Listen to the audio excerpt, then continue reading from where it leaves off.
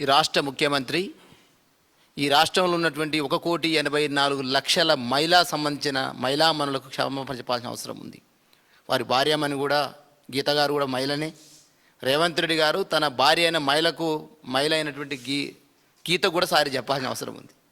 ఇవాళ ఈ రాష్ట్రంలో 1,84,00,000 మంది జనాభాకు ఆసరయ్యే విధంగా 2014లో గౌరవ తెలంగాణ తొలి ముఖ్యమంత్రి కేసీఆర్ గారు తీసుకొచ్చినటువంటి ఒక అద్భుతమైన పథకాన్ని ఇవాళ హైకోర్టులో అఫిడవిట్ దాఖలు చేసే విషయంలో వీరి నిర్లక్ష్యం చూస్తే కనపడుతుంది.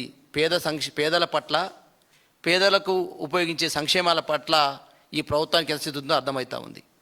ఇవాళ యూరియా పేరుతోటి రైతుల్ని బొందబెట్టిర్రు, యాప్ పేరుతోటి బంద్ పెట్టిర్రు. అదేవిధంగా ఇవాళ రైతు బంధును ఖతం చేసి రైతు భరోసా అంటూ ఇవాళ రైతుని బజారుకి ఇడ్చిర్రు.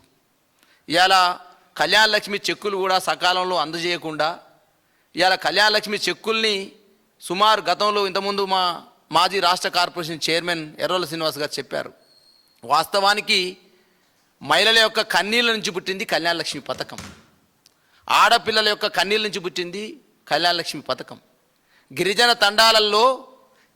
తండాలల్లో ఒకవేళ ఆడపిల్ల పుడితే ఆ ఆడపిల్ల బరువు అయిద్దని చెప్పేసి, బతకడానికే కాదు సాధడానికే కాదు పెళ్లి చేయాలంటే బరువు అయిద్దని చెప్పేసి దేవరకొండ లాంటి మా నల్గొండ జిల్లా ప్రాంతంలో వడ్ల గింజ వేసే చంపేటువంటి పరిస్థితి ఉండే. ఆ విధంగా తెలంగాణలో ఈ పరిస్థితులను చూసి చలించిన తెలంగాణ తొలి ముఖ్యమంత్రి ఆ తెలంగాణలో పుట్టినటువంటి మహిళ ఆడపిల్ల భారం కాదు, ఈ భవిష్యత్ అని చెప్పేసి నిరూపించడం కోసం తెలంగాణలో కళ్యాణ లక్ష్మి పథకం తీసుకొస్తే సుమారు 14 లక్షల పేదింటి ఆడపిల్లలకు కేసీఆర్ గారి నాయకత్వంలో పెళ్లిళ్ళు చేసి సుమారు 13,000 కోట్ల రూపాయలు ఖర్చు పెట్టేటువంటి మానవీయ సర్కారు కేసీఆర్ సర్కారు. మరి అలా 33 నెలలు కావస్తూ ఉంది రేవంత్ రెడ్డి సర్కారు వచ్చి. ఈ 33 నెలల్లో 72 సార్లు పైగా ఢిల్లీ పర్యటన చేశారంటే 2 నెలల 12 రోజులు ఢిల్లీ పర్యటనలకే పోయింది. ఇక అమెరికా పర్యటన, దుబాయ్ పర్యటన, సింగపూర్ పర్యటన అదొక 3 నెలలు 3-4 నెలలు పోయింది. అంటే పర్యటనలకు పోతురు తప్ప పథకాల మీద వీళ్ళకు ధ్యాస లేదని అర్థమవుతూ ఉంది. ఇక నిన్ననే ఒక 20 బాధ్యత చెప్తా ఉన్నాడు, సొప్పేస్తే కానీ ఆవు పాలియదట, సొప్పేస్తే కానీ ఆవు పాలియదని చెప్పేసి సామెత చెప్తా ఉన్నాడు. ఏందని అర్థం కాలేదట రైతుకు. పాపం అక్కడున్న బాధ్యతకి అర్థం కాలేదు. సొప్పేంది, మేతేంది, పాలేందని. సొప్పేందంటే కమిషన్ ఇస్తేనే 20 బాధ్యత సంబంధించిన బాధ్యత అని చెప్పేసి మాట్లాడుతూ ఉన్నారు. అంటే ఇంతకుముందు మా ఎర్రల శ్రీనివాస్ గారు చెప్పినట్టు కమిషన్ వచ్చేదైతే ఖచ్చితంగా పని జరుగుతుంది. మరి కళ్యాణ లక్ష్మి కమిషన్ రాదు, షాదీ ముబారక్ కమిషన్ రాదు, రైతు బంధుకు కమిషన్ రాదు, ఫీజు రియంబర్స్మెంట్కు కమిషన్ రాదు. మరి అలా ఈ రాష్ట్రంలో సంక్షేమ పథకాలకు కమిషన్ రాదు కాబట్టి సంక్షేమ పథకాలు బంద్ చేయాలనే ఆలోచన వచ్చింది.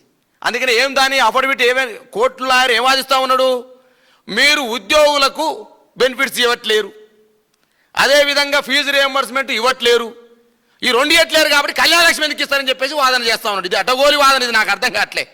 ఈ దేశంలో ఏ రాష్ట్రంలో సంక్షేమ పథకాలు అమలు కావట్లేవా? పక్కన్న తమిళనాడులో కావట్లేవా?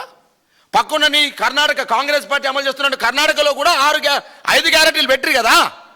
పక్కన్న కర్ణాటకలో కూడా నీ డీకే శివకుమార్ నీ మిత్రులే కదా రేవంత్ రెడ్డి గారు, వెళ్ళి కనుక్కొని 5 గ్యారెంటీలు పెట్టారు కదా. అక్కడకు ఉచిత బస్సు ప్రయాణం ఉంది కదా. మరి తెలంగాణలో ఎందుకు సంక్షేమ పథకాలు బంద్ కావాల్సిన అవసరం ఉంది అంటే సంక్షేమ పథకాల పట్ల కాంగ్రెస్ పార్టీకి మొండి వైఖరి ఉన్నది.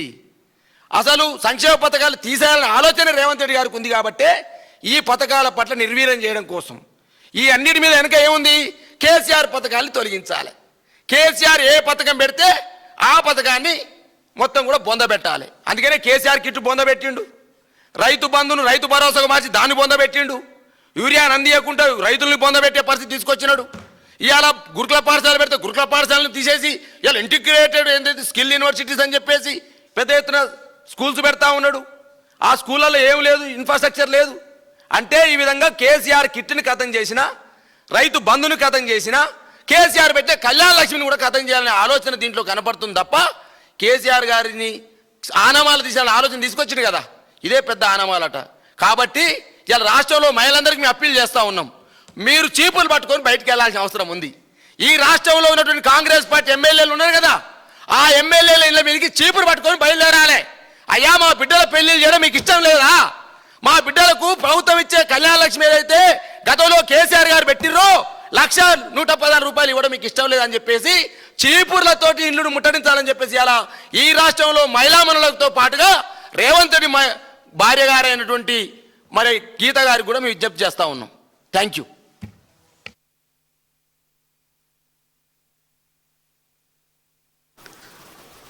రెండు పథకాలు